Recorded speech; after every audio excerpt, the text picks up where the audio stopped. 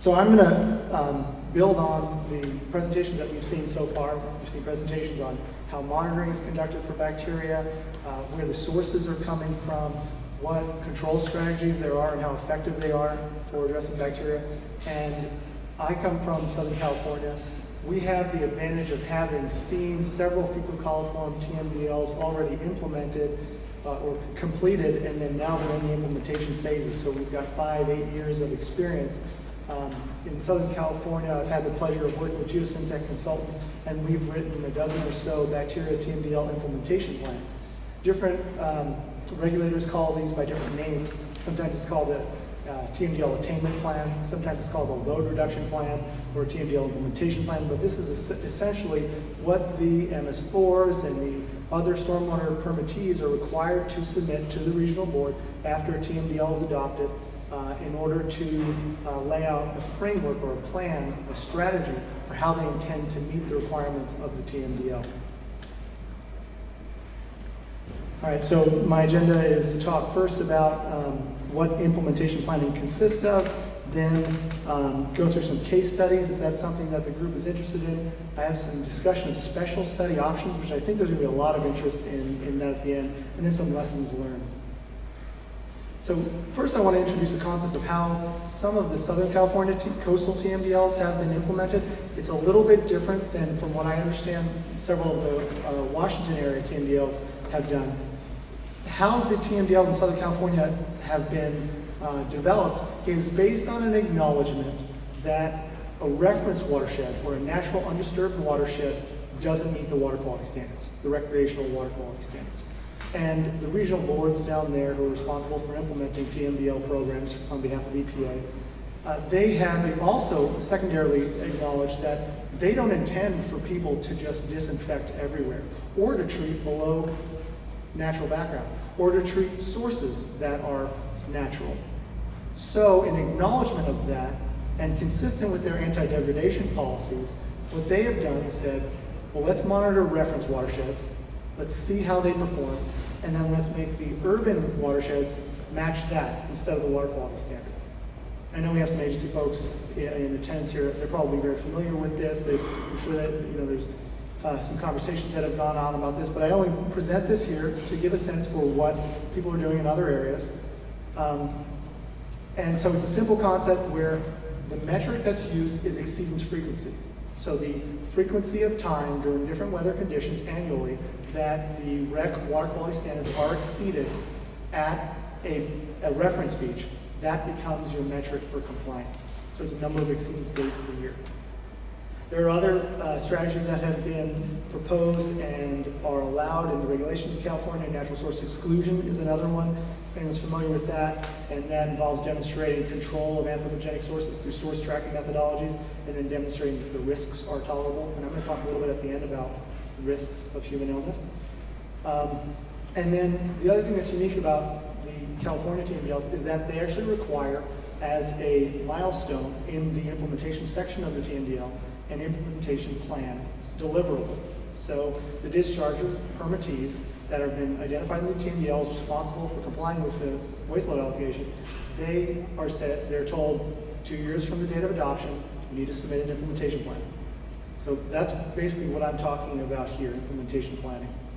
And in Southern California, the implementation plans actually are required to have a quantitative section. So I'll discuss what that essentially is.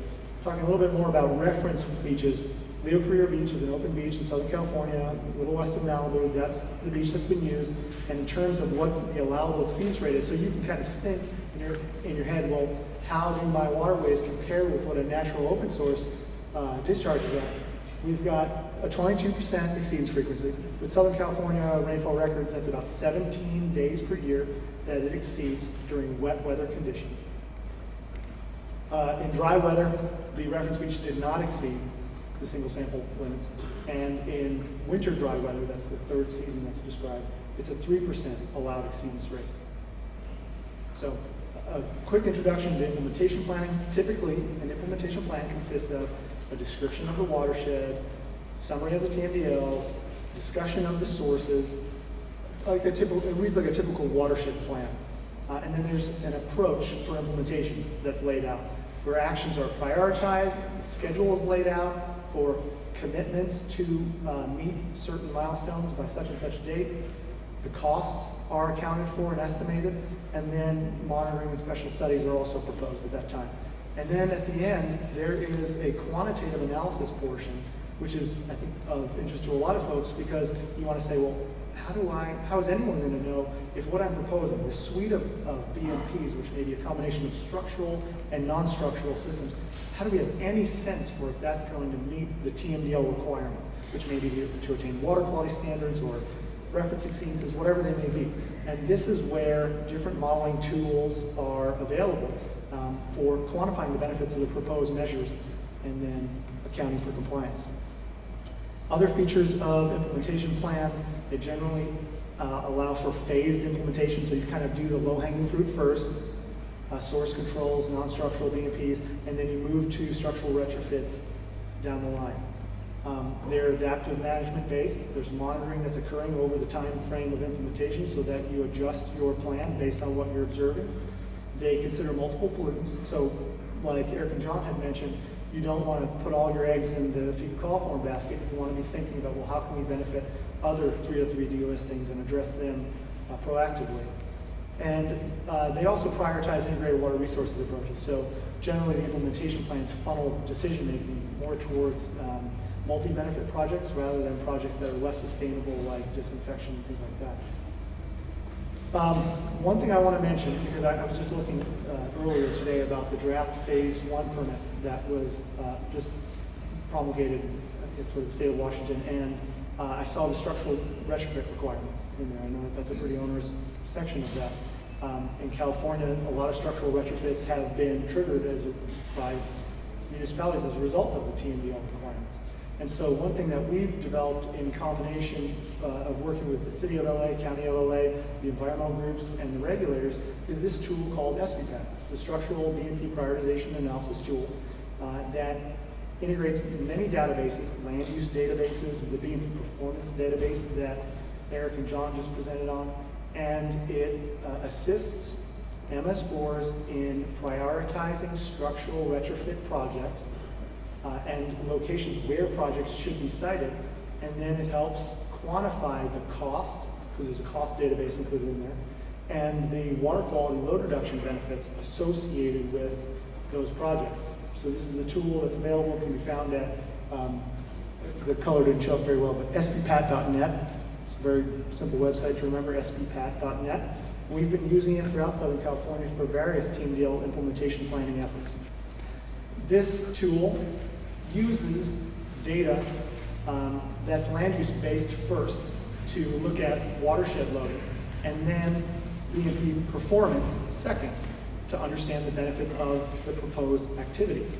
So the first element of that is the land use event mean concentrations. And this is, a gentleman asked a question, I think it was you, sir, about what do more recent data say in comparison to PITT's National Stormwater Quality Data Set. This is Southern California data. The trend is exactly the same. You see commercial, and this is a bar chart. It shows the median EMC values for each land use category. This is actually not grab sample data, but composited samples. So this is pollutograph samples that have been averaged for bacteria, for fecal coliform, and it's a log scale on the left, and we have the 200 MPN per 100 mil threshold, Rec 1 single sample threshold, shown as the red horizontal line. And you can see the land uses there: commercial, multifamily residential, single-family residential, agricultural. They tend to be highest. It's similar to what the National Stormwater Quality Data Set says. And industrial, transportation, open space, they tend to be lower on average. All on average exceed the Rec 1 limit, and that's why in California we acknowledge the reference exceeds rate. The other driver is the data that John and Mike recently presented on BMP effluent concentrations. That's data that's contained in the SBPAT tool to assist with retrofit planning. One thing I want to point out from that data set that I think John showed this slide is looking at the red line, which is the median percent exceedance rate inflow to media filters. I think a woman had asked about the performance of bioretention with underdrains, so similar in function to media filters. Inflow here, we have an exceedance rate of about 74%. We look at the effluent exceedance rate, we're down to about 59%. So there's a benefit being seen there in terms of frequency of exceedance of the REC 1 single sample limit. But just to compare how reference beaches exceed, and you can see in the 20 to 30% range, that's how Southern California open space watersheds have performed in terms of how frequently they exceed the single sample limit. So even the effluent of this particular B&B category is still a little bit above what would be required. So this would have to be implemented along with a suite of other watershed actions. So what I want to go through is a few case studies. Now, in your slides, I have many case studies in there. This is just a map that shows some of the MS4s that we've worked with to do bacteria TMDL implementation projects. And in Santa Barbara County and Ventura County, LA County, they're what's shown here. We've also done Orange County and San Diego County, so we've done many of these, but I don't intend to go through all the case studies here.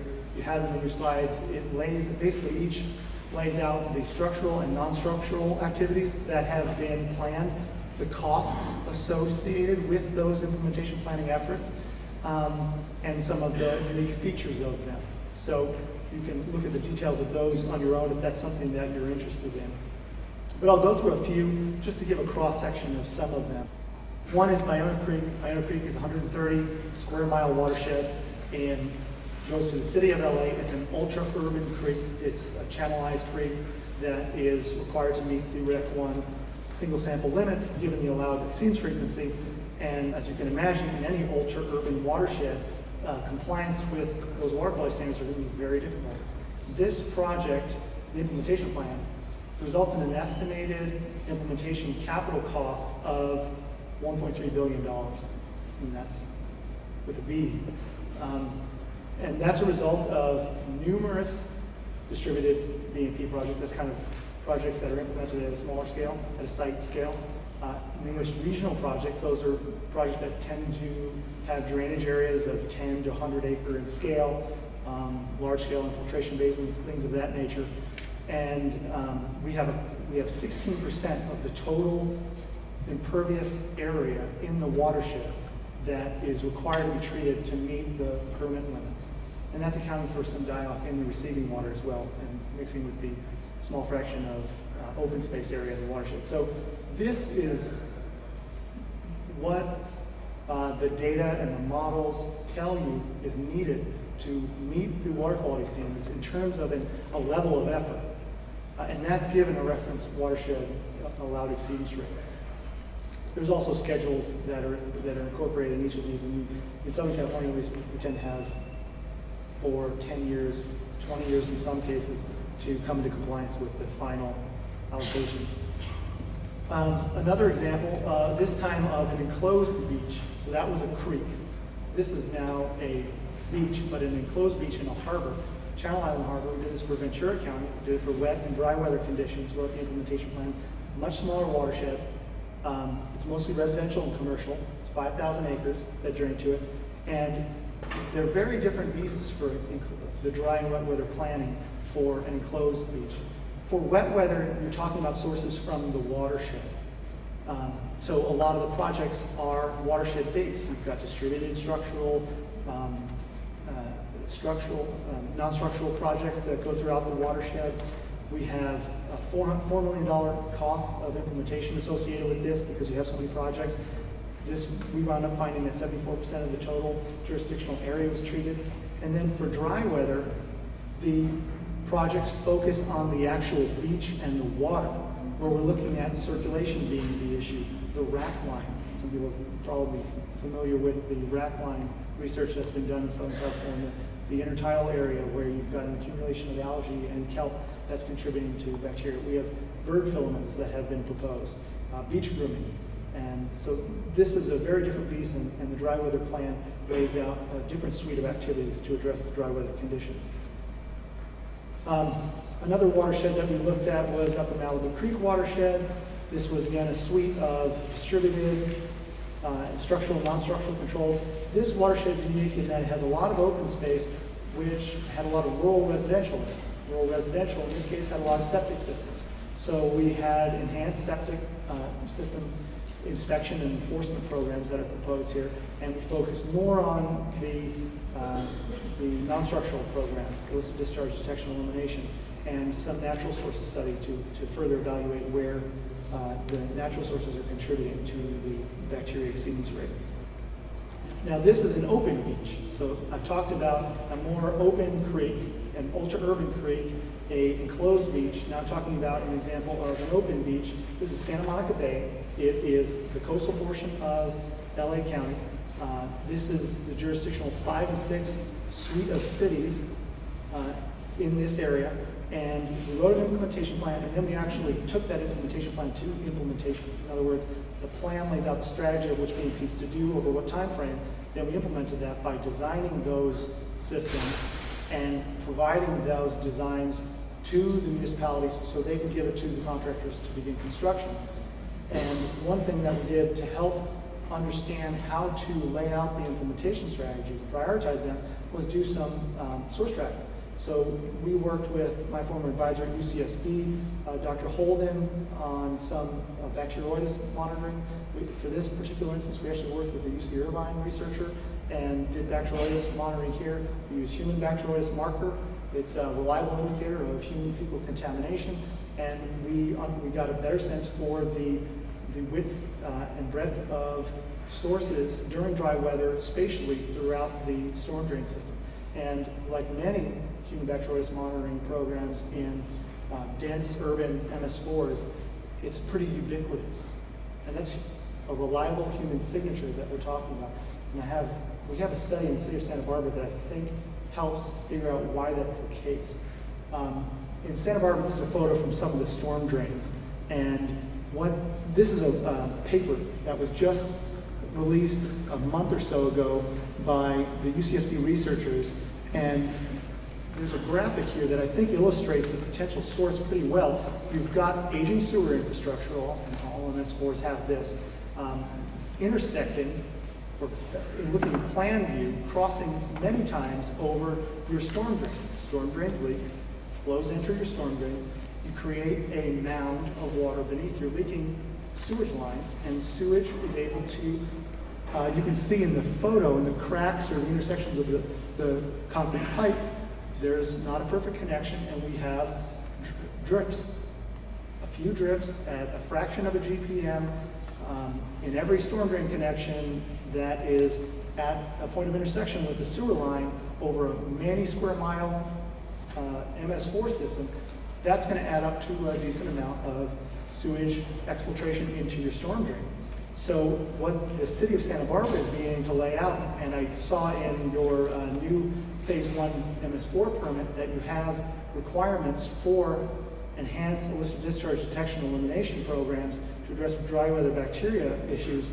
This is the future, I think, of what's to come for illicit discharge detection and elimination programs. What they're laying out is one of the most far-sighted means of attacking this problem and identifying it and addressing it at the source. What they've laid out here is looking at GIS analysis of the sewer infrastructure, the storm drain infrastructure, looking at the age and elevation of those pipes, and then using that information to target where visual observations should be made and collecting odor information. Then we move to a tiered strategy of first beginning with ammonia. A woman had asked earlier about using ammonia in these simpler tracers. Then when you find that, you can move on to actual DNA analysis that pinpoint human fecal inputs. And then, rather than treat this at the bottom, we do have several disinfection projects that we worked on with MS4s, but rather than treating it at the end of pipe, find where the actual points of entry are for your leaky sewer infrastructure, and use the budget from the sanitary districts, in this case the city of Santa Barbara, who already have committed 1% replacement of sewer lines every year. Tell them which sewer lines that should be replaced. Special study options. I've talked a lot about implementation planning. Now I want to talk about, for those watersheds where you've implemented everything you could, we have several of these in Southern California, and you're still not there, you're not in compliance, and they're trying to figure out, well, we're going down the implementation strategy. In parallel, we want to go down a regulatory approach strategy. What are our options? People always ask us this as consultants. Well, You can do use attainability analyses. It's something that we've worked on a lot in the Midwest, and that's addressing the actual designated beneficial use, in this case, the intensity of recreation that's designated. There's high flow exclusions in Southern California for the Ballona Creek watershed. They actually managed to exempt the watershed or the creek for recreational uses during high flow conditions. There's source tracking to identify where it's coming from and to work with the regulators on relaxing some of the requirements. There are reference watershed studies to better get a handle on what for your region, what reference watersheds contribute, so that perhaps during a TMDL reopener or a permit reopener, that information can be included so that the requirements are adjusted to account for that. Natural source exclusion is another alternative to a reference watershed concept. And then there's the development, and this is kind of the future of recreational standards. The EPA, as most folks know, in 2012, they're revising their recreational standards. And for urban runoff impacted beaches, they've acknowledged that the standards are a bit overprotective. So they're keeping a door open for site-specific criteria development. That means a recreational criteria that's specific to a site. And that can be developed either based on epidemiological studies or quantitative microbial risk analysis. That's QMRA. It's an EPA means of determining site-specific concentrations that are still protective of the EPA's tolerable illness risks, which is 8 or 19 per 1,000 individuals who are recreating. This is basically how a site-specific criteria for a QMRA study proceeds. You have some pathogen monitoring in the receiving water.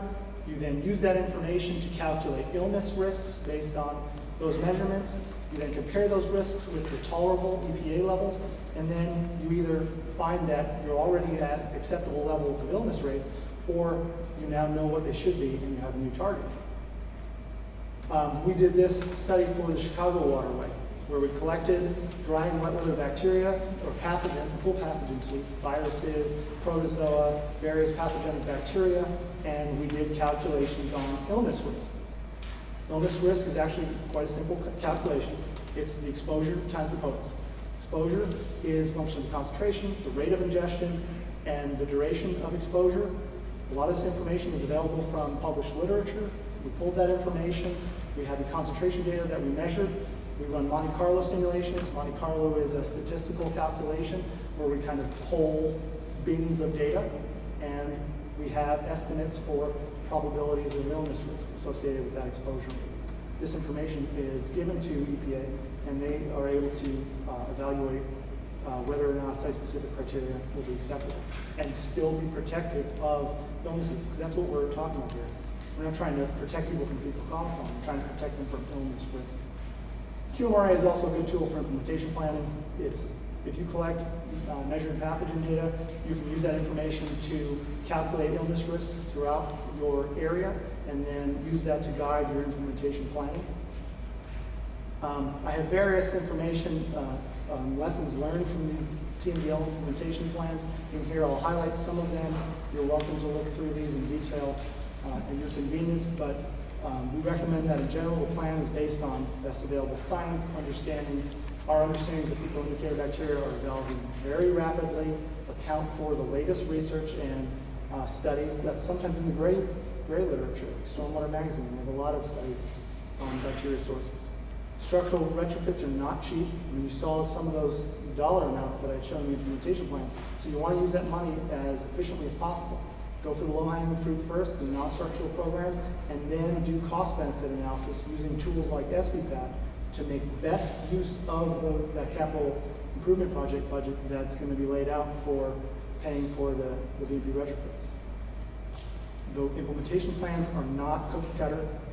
They're not boilerplate. They need to be watershed specific, account for the unique sources and transport processes and the impairment manifestation in your water body. And that information needs to be considered in prioritizing activities to comply with the TMDL.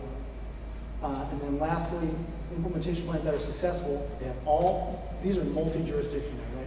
Jurisdictional boundaries don't correspond with watershed boundaries. So you're gonna have to bring together a lot of stakeholders to discuss and develop plans and commit budget over the long term to work collaboratively on this. So you need buy-off from day one. You incorporate source identification to prioritize your implementation actions.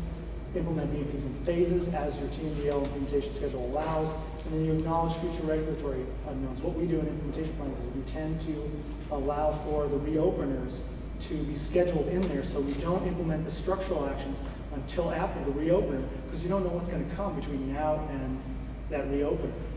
The recreational criteria could be revised. The states of bacteria TMDLs could all be reopened as they're considering new information from source tracking, so allow for that information to revise your plan. And then lastly, at some point you may find that all the implementation plan in the world, you're not there, you're not going to meet your water quality standard. So you work collaboratively with the regulators and you develop special study alternatives to look at ways to think creatively about revising those TMDL and permit limits. And that's it. Any questions out there? No? Okay.